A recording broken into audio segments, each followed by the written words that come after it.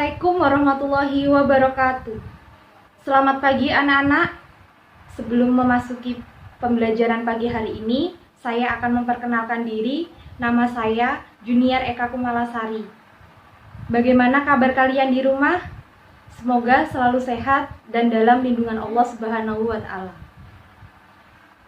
Sebelum memulai pelajaran pagi hari ini, kita akan melakukan rutinitas pagi kita, yaitu berdoa terlebih dahulu. Berdoa dimulai. Berdoa selesai. Sebelum memasuki materi pada pagi hari ini, apakah kalian sudah memahami materi minggu yang lalu? Ibu harap kalian sudah memahami semua. Materi yang akan Ibu sampaikan pada pagi hari ini yaitu mengenai revolusi Rusia. Tujuan pembelajaran pada pagi hari ini kalian dapat menganalisis revolusi Rusia mulai dari latar belakang, pengaruh, hingga proses masuknya revolusi Rusia. Revolusi Rusia berlangsung pada tahun 1917.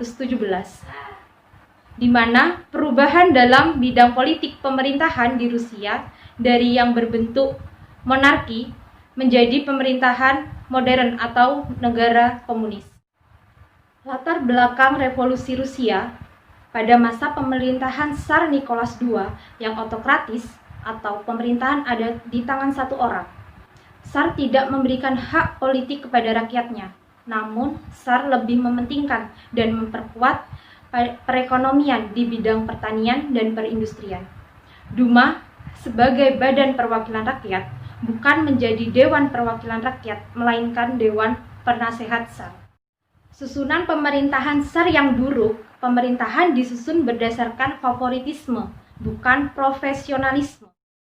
Ketimpangan sosial, Tsar dan para bangsawan hidup bermewah-mewahan, sedangkan rakyatnya hidup menderita.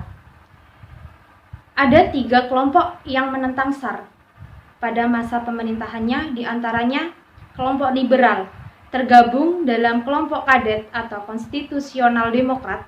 Kelompok kadet memiliki tujuan untuk menjadikan Rusia terbentuk monarki konstitusional. Ada undang-undang yang membatasi kekuasaan Tsar. Kelompok yang kedua yaitu kelompok sosialisme yang terbagi menjadi 2 kelompok. Sosialisme Demokrat yang tergabung dalam kelompok Menshevik memiliki tujuan menjadikan Rusia memiliki pemerintahan yang modern dengan berlandaskan sosialisme. Cara yang dilakukan cenderung radikal dan membawa perubahan yang cepat. Sosialisme radikal disebut juga dengan komunis. Tokoh dalam kelompok Bolshevik adalah Vladimir Ilyich Lenin, Joseph Stalin, dan Leon Trotsky.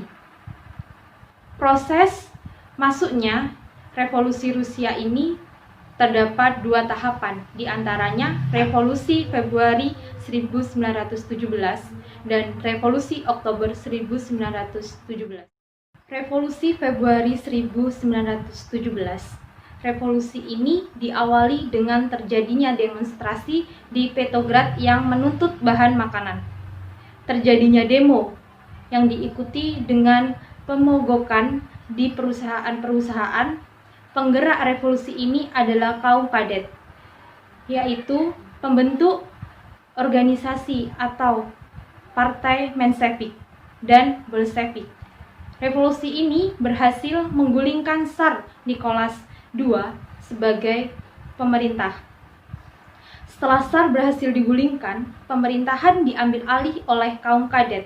Namun, kadet tidak segera mengadakan perubahan-perubahan seperti yang diinginkan rakyat. Akibatnya, Menshevik mengambil alih pemerintahan. Program Partai Menshevik adalah menjunjung kembali kehormatan Rusia di mata internasional. Namun, partai ini kehilangan kepercayaan rakyat setelah serangan Rusia terhadap Jerman dalam Perang Dunia I.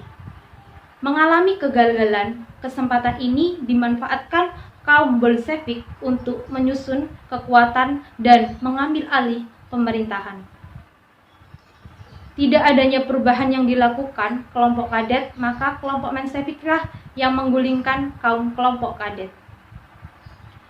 Setelah terjadinya revolusi Februari 1917, terdapat revolusi yang kedua, yaitu pada bulan Oktober 1917. Revolusi ini dimulai di Petrograd dan dipimpin oleh Lenin pada tahun 1917, tepatnya pada tanggal 5 Oktober. Lenin menyerukan pembentukan Republik Rusia dengan dukungan Angkatan Darat dan Angkatan Laut. Pemerintah Menshevik berhasil digulingkan pada saat itu. Dengan keberhasilan Lenin menggulingkan pemerintahan Menshevik, berarti Rusia mengalami babak baru dalam pemerintahannya. Revolusi Oktober membawa perubahan bagi Rusia dan dunia, yakni pemerintah Tsar Nicholas II yang reaksioner telah dihapuskan. Rusia menjadi negara serikat yang berbentuk republik dengan nama USSR atau Uni Soviet Social Republic, dengan Moskow sebagai ibu kotanya. Terjadi nasionalisasi pertanian, industri, kantor, pabrik, dan jalan kereta api. Paham komunis menyebar luas di negara Rusia. Selain itu, kaum Bolshevik melakukan perubahan besar, di antaranya diadakan perundingan perdamaian dengan Jerman dan melahirkan perjanjian Brest-Litovsk pada tahun 1918. Utang piutang Tsar dihapus dan bank dimonopoli negara. Tanah dibagi kepada petani dan buruh, menyita pabrik, dan bahan makanan dibagikan pada rakyat. Dampak revolusi Rusia yang pertama yaitu dalam bidang politik, Rusia menjadi negara komunis. Yang kedua, ekonomi, tanah kembali ke petani, dan yang ketiga, sosial, tidak ada golongan. Pengaruh yang terjadi pada revolusi Rusia, pengaruh bagi dunia yaitu menyebarnya paham komunis ke berbagai negara di Eropa dan Asia.